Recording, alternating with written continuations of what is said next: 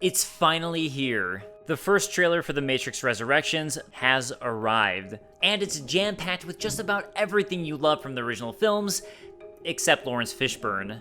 We learn very quickly that this new film is set in San Francisco, or at least a virtual, maybe, city that looks a lot like it. Of course, it was already revealed that a portion of the film was shot there, but some of these establishing shots make it clear. Interestingly, right from the first shot, we get a tease of the Matrix with a computerized sound playing over this moment. We also get this strange new idea with Neo, where he's both somehow still alive, and also no longer knows or remembers that he's Neo.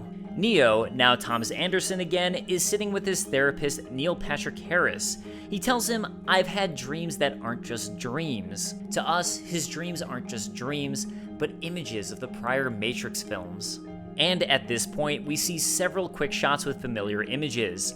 Thomas walking down a city street surrounded by Matrix code, a man with Matrix code in his eyes, a shot reminiscent of Trinity's introduction in the first film, a shot of Neo that looks like it's following the events of the last movie, in which Neo is hooked up to machines with burned and scarred eyes. We also get our first look at Yahya Abdul-Mateen II's character, who certainly dresses and acts like a young Morpheus throughout the trailer, as well as Neo, without burned eyes, waking up in the tank of goo the machines keep their human batteries in. And at this point, like me, you might be thinking, wait a moment, this all just seems like the first Matrix. Is this all just happening again? And speaking of déjà vu, while all of this is happening, Thomas also sees a black cat walk across his therapist's desk, a clear reference to the moment of déjà vu he experienced in the first film. He asks if he's crazy.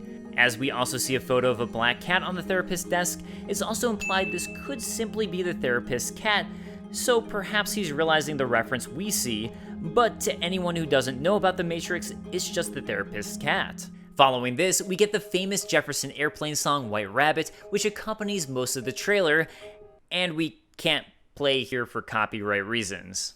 This particular song is an Easter egg in its own right. Jefferson Airplane is a band that not only formed in San Francisco, but played its first gig in a local nightclub called, of all things, Matrix. Next up is a shot of Neo in a bathtub with a rubber ducky on his head, meaning nothing really. It's just something we loved. Rubber duckies are the best. Oddly enough, we then get a scene of Neo meeting Trinity, except for now they seem to be in a coffee shop, and it's not the meeting of the first Matrix film. Whatever has happened between the last film in 2003 and now, these two have essentially been reset within the world of the Matrix and don't seem to know each other. Upon meeting in a coffee shop, though, Trinity asks if they've met. And then we get a whole bunch of blue pills. While Neo may have chosen the red pill from Morpheus in the first one, times have changed. He now seems to be on a strict regimen of blue pills, with these very specifically being prescribed to him. Perhaps Neil Patrick Harris's character is a registered psychiatrist and is the one prescribing them. But what do they do? In the first film, the blue pill was used to represent choice, and maybe would act as some kind of memory blocker if he actually took it. But here, are they dulling his mind from realizing the true nature of his reality? In the first films, payphones were a big deal, as this was how characters were able to get into and out of the Matrix. But since the original trilogy of films, our relationship with technology has changed. We all carry smartphones and tablets now, with many of us addicted to checking them throughout the day. Oddly enough, the same can't be said for Thomas. Instead, he stares at people glued to their devices in bewilderment. Back to the blue pills, seemingly the beginning of Thomas's journey back down the rabbit hole begins with deciding to get rid of his blue pills, tossing them down a sink drain. Afterwards, another nod to Alice in Wonderland, with the Jefferson Starship song being the first. Neo meets a stranger who's reading Alice in Wonderland, which is notable for its many drug references, but also the idea of going into the rabbit's hole and following your curiosity. At one point, Thomas looks into a mirror and sees an older version of himself in the reflection. Is this how he looks in reality? It's good to know that even as he ages, he's not going to give up on the John Wick look. Abdul-Mateen II's character offers Thomas a simple choice between a red and blue pill. Sound familiar? Thomas, of course, takes the red pill, meaning he's going to slip back into the real world. And if you recall from the first Matrix film, Neo had to follow de jour, a girl with a rabbit tattoo.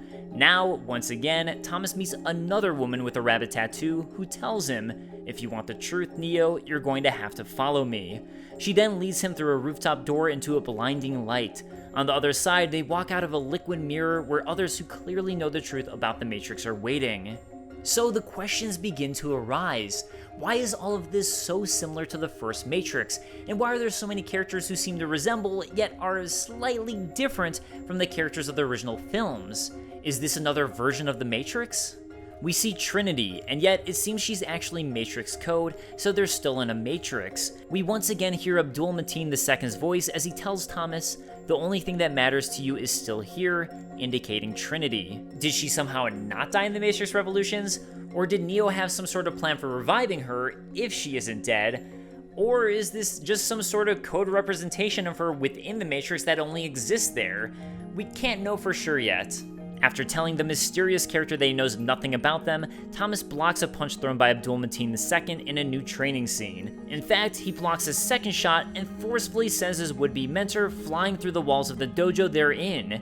Neo is once again embracing his powers. Following this, we get another quick series of shots. This includes Thomas and Trinity on a rooftop, the machines, a new ship that definitely is not the Nebuchadnezzar, the woman with the rabbit tattoo running from police as they shoot at her, an agent taking over the body of a police officer, Thomas with a gun pointed at his head, and more. Most notably is a shot inside of what looks like a nightclub. Someone fires a rocket launcher which travels through the club into a door that is a portal to a train where it explodes.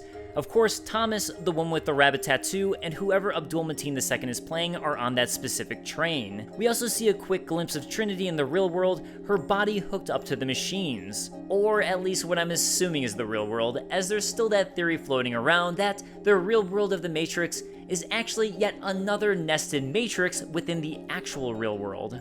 However, that cuts to several shots of her showing off just how good a fighter she is in the Matrix. She also unleashes a scream that seems to separate her into multiple versions of herself, assumedly making the shriek even more powerful. That's a new power. And speaking of new powers, in one of the final moments of the 3-minute trailer, we see a helicopter fire a missile at Thomas and Trinity as they stand on top of a building. However, using some kind of telekinetic power, Thomas redirects the missile into another helicopter, which looks incredible, before he and Trinity jump off of the building. Finally, while there's little explanation as to why he's there or who he's playing, Jonathan Groff gets the final shot of the trailer as his character says, "After all these years, to be going back to where it all started, back to the Matrix." Something about this reminds me of The Architect in a way. There's so much you could theorize and speculate from this. Is the Matrix just a primitive version of where the characters currently are in the film? Only time will tell. And fortunately, we don't have to wait too much longer. The Matrix Resurrections is currently set to hit theaters and HBO Max on December 22nd, 2021. What are your theories about what's going on in The Matrix Resurrections, and are you looking forward to the 4th film? Let us know in the comments below, and I'll see you guys next time.